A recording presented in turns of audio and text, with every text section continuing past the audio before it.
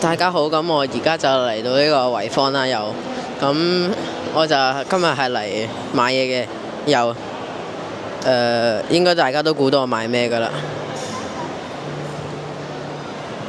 最新出嘅復古版白頭模型，呢個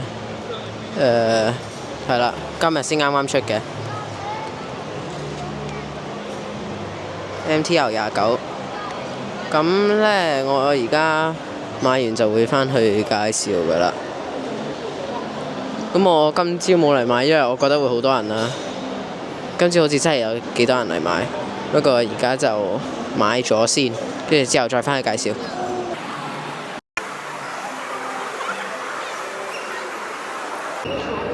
呢個就係一個白頭啦。咁而家就返去介紹啦。好啦，咁而家就返到嚟啦。咁就開呢個復古版白頭模型啦。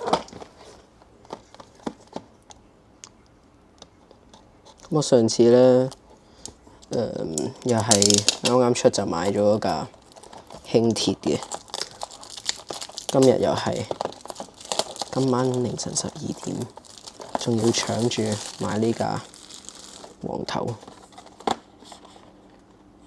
呢個就係白頭個盒啦，顏色就係全白色嘅個盒。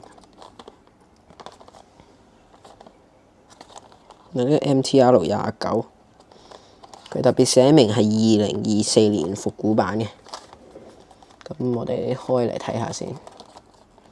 嗱，呢架就係呢個白頭啦，復古版白頭。跟住嗱，有一樣特別嘢就係佢車頂係啡色嘅。同埋仲有佢呢度呢係凸起咗嘅，即係嗰個復古版呢，普通 M Train 中間有個港鐵標誌噶嘛，跟住呢，佢呢度就係凸起咗扮好似之前有個港鐵標誌咁。咁佢係直情係跟足，咦？呢個仲要係呢個尾班車嗰個車序012。佢係行緊012嘅，呢個車身編號就係 A162，即係啦，之前搭尾班車嗰個。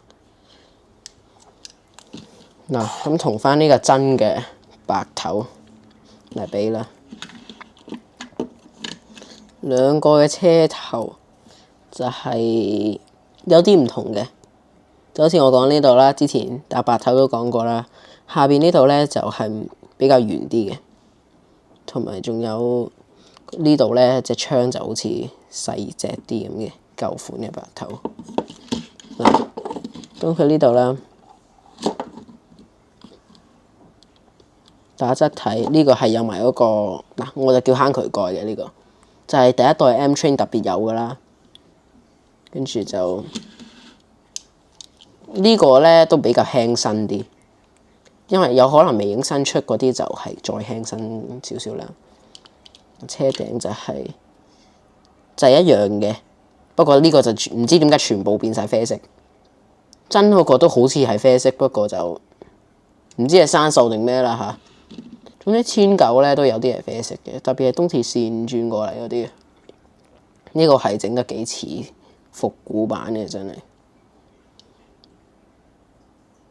嗱，呢個車底又同舊呢個一樣，咁樣，同埋咧有埋特別呢條黃線嘅呢個門呢度，呢個復古版都整得幾好嘅。嗱，呢度兩架 M Train。嗱，咁呢度咧就係兩架白頭 M Train，一架復古，一架就係真嘅。